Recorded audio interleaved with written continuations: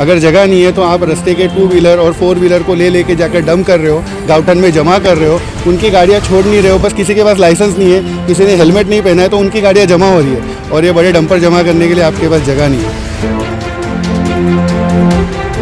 नमस्कार, मैं सचिन दुबे, आप सभी दर्शकों का इंडियन सिटीजन टीवी में स्वागत है। एक हफ्ते पहले हमने आपको एक खबर दिखाई थी कि मीरा भाईंदर महानगर पालिका को महाराष्ट्र नवनिर्माण सेना के जो पदाधिकारी हैं, कार्यकर्ता हैं, उन्होंने नोटिस दिया था कि मीरा भाईंदर शहर में जो कचरा उठाने का काम कर रही हैं जो गाड़ियाँ, उन गाड़ियों के जो पेपर हैं वो ख़त्म हो चुके हैं, उनके पेपर को दुरुस्त किया जाए और ग्लोबल कंपनी के ऊपर सख्त से सख्त कार्रवाई की जाए। लेकिन एक हफ्ता बीत गया है। एक हफ्ता बीत जाने के बाद भी मीरा भाईंदर महानगर पालिका ने इस पर कोई भी एक्शन नहीं लिया है। मीरा भाईंदर महानगर पालिका ने सिर्फ 9 गाड़ियों का जो नोटिस है वो ग्लोबल कंपनी को भेजा है, जबकि हमने अपने वीडियो में बताया था कि मीरा भाईंदर महानगर पालिका ने ही 129 गाड़ियों की जो लिस्ट है वो हमें दी है और उस लिस्ट में 90% गाड़ियों के जो पेपर हैं वो ख़त्म हो चुके हैं।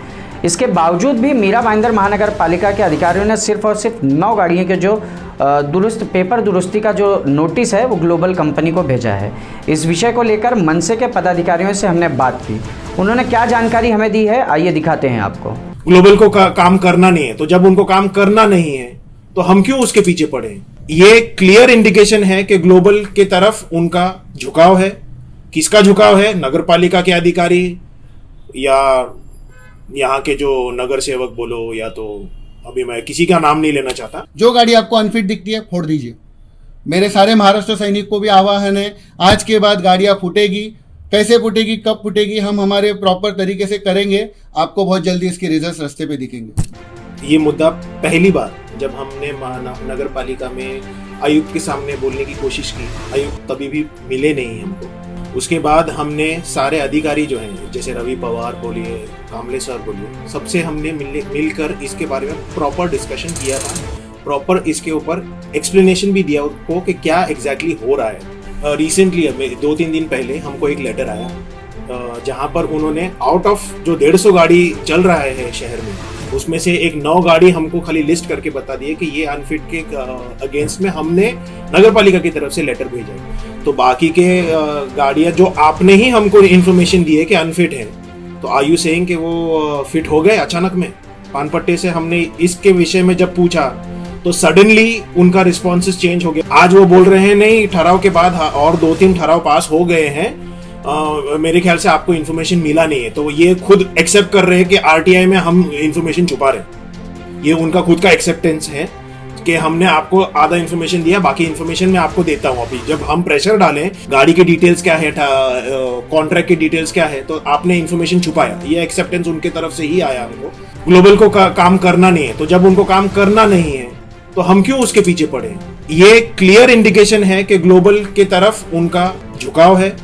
किसका झुकाव है? नगर पालिका के अधिकारी या यहाँ के जो नगर सेवक बोलो, या तो अभी मैं किसी का नाम नहीं लेना चाहता, जो उन्होंने घुमा घुमी का काम किया है पिछले 6 महीने से और पिछले 1 हफ्ते से भी, उसके ऊपर हम सेटिस्फाई नहीं हुआ है। एंड उनको हमने क्लियर इंडिकेशन दे के आए हैं, आप कार्रवाई नहीं कर रहे हो तो हम हमारी तरफ से मन से स्टाइल से कार्रवाई करेंगे। पिछले 1 हफ्ते से हमने अधिकारी को भी दिया टाइम, प्रशासन को भी टाइम दिया था, वो भी हमने हमारा वो थ्रेशोल्ड जैसे बोलते हैं उसको, थ्रेशोल्ड पार हो गया है। अब हमारे सीनियर, हमारे जो वरिष्ठ जो हैं दादर में, आरिफ शेख सर, हमारे सर चिटनिस वातुक के, उनसे हम इसके ऊपर डिस्कस करने वाले हैं। एंड बहुत ही जल्द आपको मन से और मन सैनिक रास्ते पर दिखेगी इसके खिलाफ कार्रवाई में। आयुक्त से मिलने की कोशिश की, आयुक्त साहब तभी नहीं थे और आप लोगों को जैसे मैंने लास्ट टाइम में इंटरव्यू में बताया था कि आयुक्त की जब तक प्रतिक्रिया हमको समझती नहीं है तब तक हम आयुक्त के बारे में नहीं बोलेंगे। हम बाकी अधिकारियों के ऊपर ये आरोप पहले से ही लगा रहे थे कि ये सब मिले हुए। हमने 7 दिन का अल्टीमेटम दिया था नगर पालिका को। रवि पवार से हमारी बात हुई थी, उन्होंने 2 दिन पहले हमें सिर्फ दिखाने के लिए कार्रवाई करता हुआ लेटर भेज दिया, जिसमें उन्होंने ग्लोबल कंपनी को सिर्फ 9 गाड़ियाँ अनफिट होने का एक लेटर दिया है और जिसको उन्होंने जल्द से जल्द ठीक करने के लिए कहा, जो कि हमें पता था कि ये सिर्फ एक दिखाने की कार्रवाई है। उससे रिलेटेड आज हम 7 दिन पूरे होने के बाद फिर आयुक्त से मिलने गए। आयुक्त साहब आज भी कहीं बाहर है, जबकि कल हमारे फ्रांसिस लोबो जो शहर संगठक है यहाँ के, वो खुद जाकर पर्सनली उनके जो पीए है भोसले साहब, उनसे जाके टाइम लेकर आए थे। तभी भी उन्होंने कुछ नहीं बताया।